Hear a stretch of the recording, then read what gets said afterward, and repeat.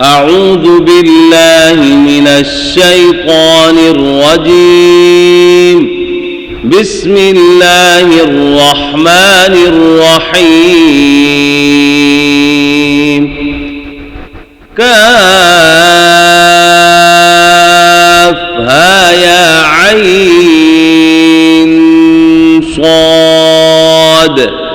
ذكر رحمة ربك عبده زكريا إذ نادى ربه نداء خفيا قال رب إني وهن العظم مني واشتعل الرأس شيبا ولم أكن بدعائك رب شقيا وإني خفت الموالي من ورائي وكانت امرأتي عاقرا فهب لي من لدنك وليا يرثني ويرث من آل يعقوب واجعله رب رضيا. يا زكريا إنا نبشرك بغلام اسمه يحيى لم نجعل له من قبل سميا. قال رب أنى يكون لي غلام وكانت امرأتي عاقرا وقد بلغت من الكبر عتيا. قال كذلك قال ربك هو علي هين وقد خلقتك من قبل ولم تك شيئا. قال رب اجعل لي آية قال آيتك ألا تكلم الناس 3 ليال سويا. فخرج على قومه من المحراب فأوحى إليهم أن سبحوا بكرة وعشيا.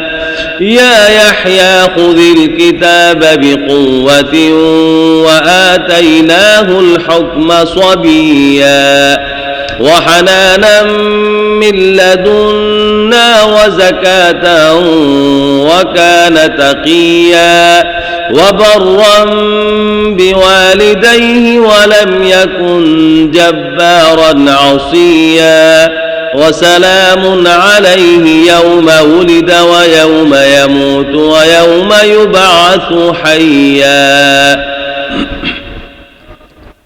واذكر في الكتاب مريم إذ انتبذت من أهلها مكانا شرقيا فاتخذت من دونهم حجابا فأرسلنا إليها روحنا فتمثل لها بشرا سويا. قالت إني أعوذ بالرحمن منك إن كنت تقيا.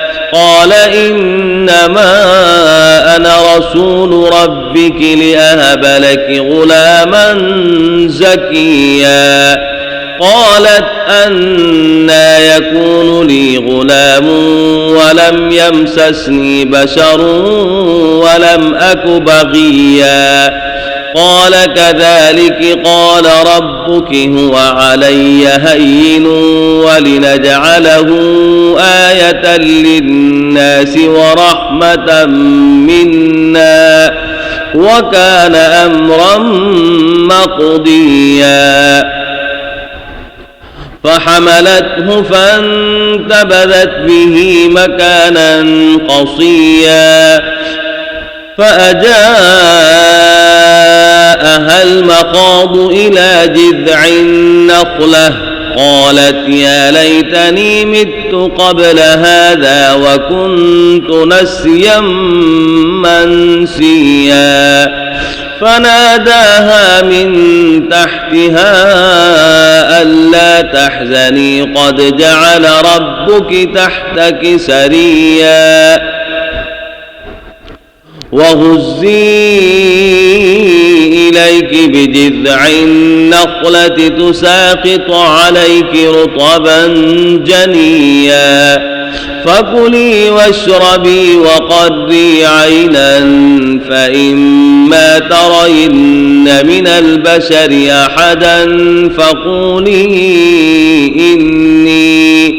إني نذرت للرحمن صوما فلن أكلم اليوم إنسيا فأتت به قومها تحمله قالوا يا مريم لقد جئت شيئا فريا يا أخت هارون ما كان أبوك امرأ سوء وما كانت أمك بغيا فأشارت إليه قالوا كيف نكلم من كان في المهد صبيا قال إني عبد الله آتاني الكتاب وجعلني نبيا وجعلني مباركا أينما كنت وأوصاني بالصلاة والزكاة ما دمت حيا وبرا بوالدتي ولم يجعلني جبارا شقيا والسلام علي يوم ولدت ويوم أموت ويوم أبعث حيا ذلك عيسى ابن مريم قول الحق الذي فيه يمترون ما كان لله أن يتخذ من ولد سبحانه إذا قضى أمرا فإنما يقول له كن فيكون وإن الله ربي وربكم فاعبدوه هذا صراط مستقيم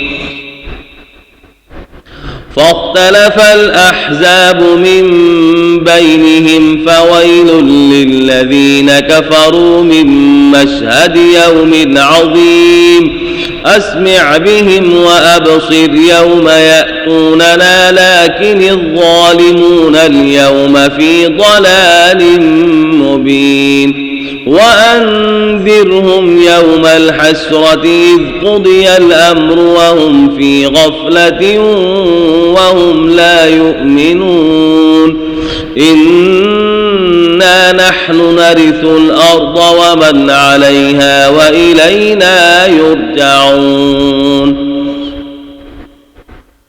واذكر في الكتاب إبراهيم إنه كان صديقا نبيا إذ قال لأبيه يا أبت لم تعبد ما لا يسمع ولا يبصر ولا يغني عنك شيئا يا أبت إني قد جاءني من العلم ما لم يأتك فاتبعني أهدك صراطا سويا يا أبت لا تعبد الشيطان إن الشيطان كان للرحمن عصيا يا أبت إني أخاف أن يمسك عذاب من الرحمن فتكون للشيطان وليا قال أراغب أنت عن آلهتي يا إبراهيم لئن لم تنته لأرجمنك واهجرني مليا قال سلام عليك سأستغفر لك ربي إنه كان بي حفيا وأعتزلكم وما تدعون من دون الله وأدعو ربي عسى ألا أكون بدعاء ربي شقيا فلما اعتزلهم وما يعبدون من دون الله وهبنا له إسحاق ويعقوب وكلا